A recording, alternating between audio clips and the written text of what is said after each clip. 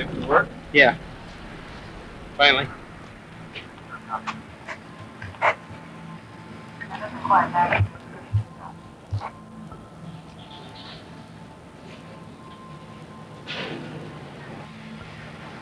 Have you thought any more about the sex thing I had asked you? Well, I would assume that we probably did. I mean, but if I was to show you or let you listen to the tape, or show you the transcript. Let me try to clarify that a little bit. I work what we call cold cases. You might have seen news programs and stuff about them where it's a very old case that hasn't been solved for many, many years. On September 2nd, 1982, a 15-year-old female student at Palo Alto High School took a bus from Palo Alto to Sunnyvale, California, so she could visit her boyfriend. And after spending some time together, he walked her to the bus stop around midnight. However, she never ended up making it home.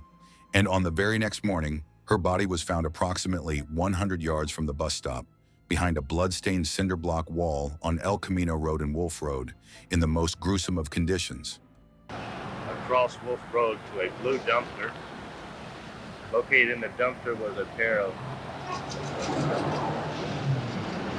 clothing belonged to a female. Black in color, unknown exactly. They have been collected at this time.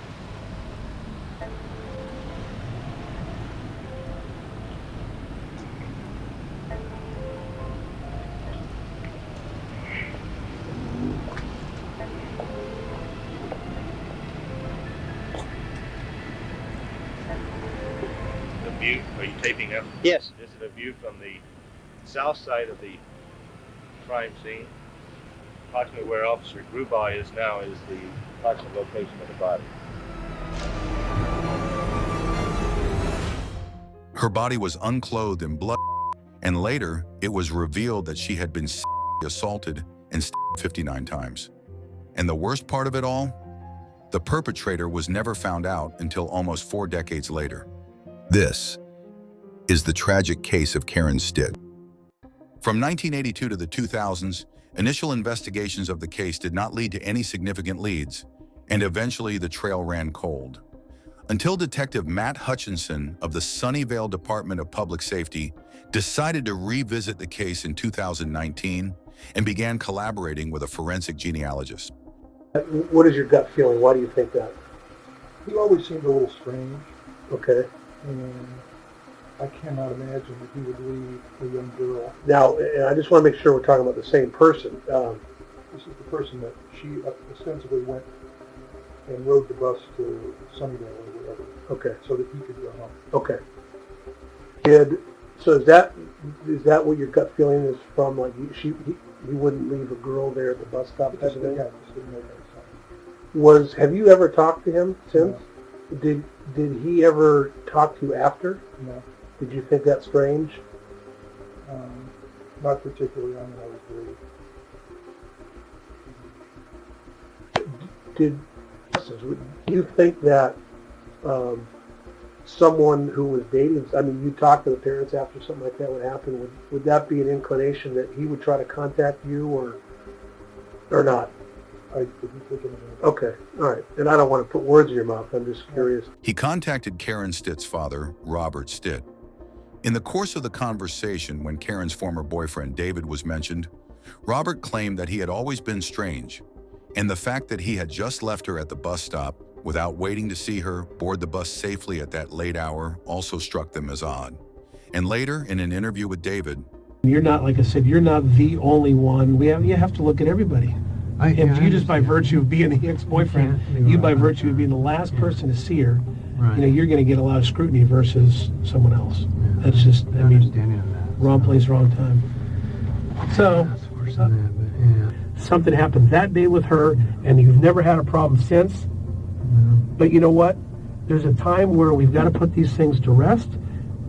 I need to find out why it happened or what happened. Because you know what's going to happen with me? I'm going to think the worst. I'm going to think that, hey, Dave was messed up on pot, like he said he'd been smoking. She was going to break up with him. They got in a fight. They had sex down in the golf course. Remember the witness I have? Adamant. He's adamant that You were there at 1:30 in the morning. Then he sees you again at 2 a.m. and you're by yourself, right where she is found. I believe it. I have it. I have the transcripts. I'm not lying to you about it. I could show you that. Well, it's not going to be railroaded. Then. You're not being railroaded. Why would he? He doesn't know you from Adam. Now I have that, right? I have your semen in her. I have other DNA, other fingerprints of your body in that crime scene, right? Not on her. Now I have you take this voice stress test. You lie, and you're lying about, did you kill? Do you know who did? Maybe you didn't, and maybe you know who did. It was with you. I don't know. I'm trying to give you that opportunity to tell me. You can all you want. Say, I have nothing. I don't know. It is revealed that in spite of having alibis earlier, claiming that he had to rush home to beat his curfew, David could be placed by a witness lurking outside of home at around 1:30 or 2 a.m. in the morning. And DNA evidence also confirmed that David and Karen had been intimately involved sometime prior to the incident. And most importantly, David had been subjected to a voice stress analysis test, and the results were not in his favor. Even though you have my semen in her, even though you have my DNA at the crime scene, even though you have a deception shown on the voice stress analyzer, I still didn't do it. However, later on, further DNA tests ruled out the possibility of David being the perpetrator, and suspicions were then shifted to one of four brothers from Fresno, California by 2021, as per the forensic genealogist. And in April 2022, a DNA sample from one of Gary Ramirez's children confirmed a high probability of him being the perpetrator. I have a military ID. Okay, what branch are you in? Air Force. Thank you for your service. Is that something that we can see and then we can chat with you? And if being on the driveway is harder on your leg, grab the paperwork from the car.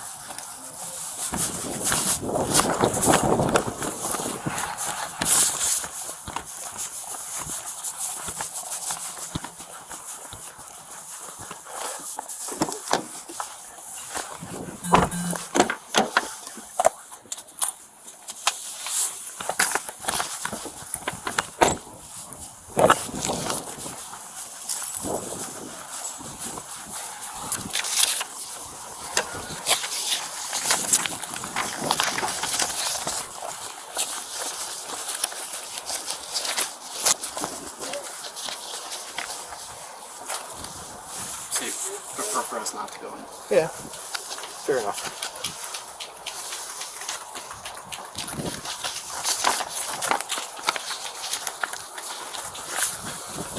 Is that right to open that? Alright. This is the date of birth on it. You can just confirm your date of birth. June 4th, 1947. Okay. So my name is Detective Hutchison. You've been talking with Detective Vegas. I'll let you hold on to that. The paperwork we have to notify you of here is a warrant for your arrest. So I'm gonna hold on to this. We're gonna do this right away, right off the bat for you. I'm not gonna let you fall down or anything like that. Go ahead and turn that way and just keep your hands behind your back for you. Oh no, what happened? What did I do? It's something that's really old that we would be happy to talk to you about and share more information. Hey guys. Right now we gotta do what we gotta do safely, and then we'll answer questions and we'll make sure your family knows where you're gonna be and all that. Okay? And on 2nd August 2022, Gary Gene Ramirez, formerly having served in the Air Force, 75 years old, was arrested at his home in Makawao, Maui, Hawaii. Case, but I don't know exactly what it means. Cold case. No. Cold case, basically, if you boil it down, it's just a really old case that hasn't been solved. Okay. And That's right. you know, we don't spend 30, 40 years investigating like a vandalism, somebody painting their name on a freeway. We spend that time investigating the most serious of serious cases.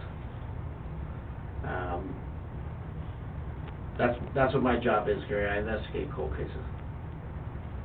So I've told you it happened in Sunnyvale. I've told you it happened in 1982. Does any of that jog any remembrance? No, sir. Okay. Do you want to know if it was a guy or a girl that was killed? I mean, you're not asking me anything about that, and that's kind of concerning to me. Well, I don't know. I don't know what you're talking. Well, I would. I mean, these questions you asked me, you're accusing me of this thing, this awful thing, and I mean, just alone, that's terrifying. So, I mean, man or girl, I don't know. Well, my point is. I don't have a clue, sir. My point would be, do you want to know? Because like if. Well, yeah, so of course I want to know. If you came to me, Gary, and you were like, listen, you did this, I would be freaking out. Well, yeah, no of course way. I want to know. Yeah.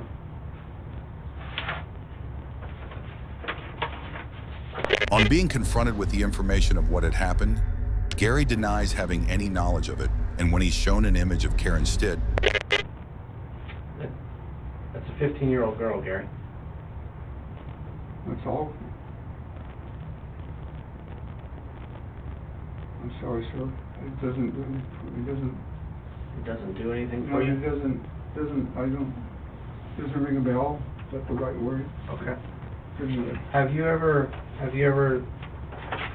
researched any online? No. Gone on the internet and looked up like, hey, Sunnyvale cold case or anything like that? No, sir.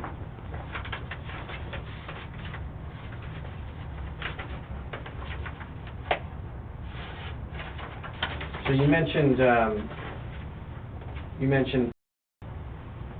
as a source of DNA. You recognize that blood contains our DNA. Yeah. So if I put it on this table and they test it, they can figure out who I am. Yes. Okay.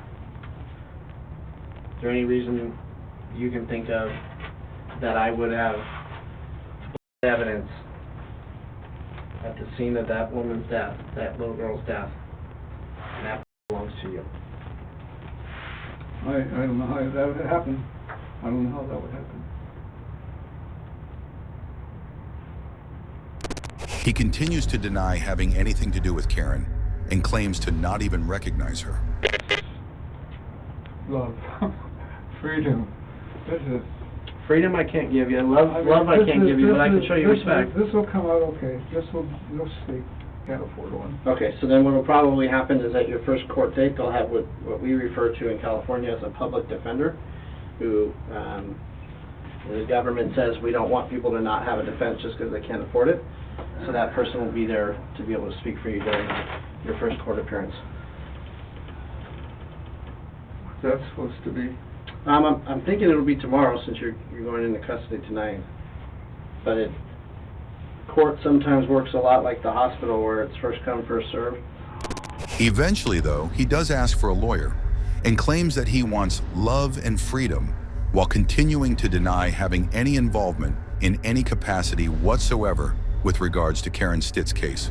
In February 2025, however, Ramirez pleaded no contest to first-degree murder, a plea that is treated as guilty in criminal court but does not include an admission of guilt.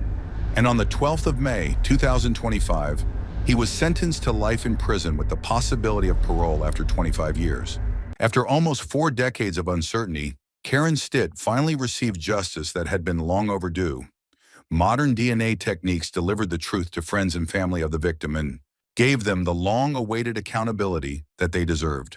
Karen's life had been cut short by a truly heinous and unforgivable crime, but now her perpetrator will not roam free anymore.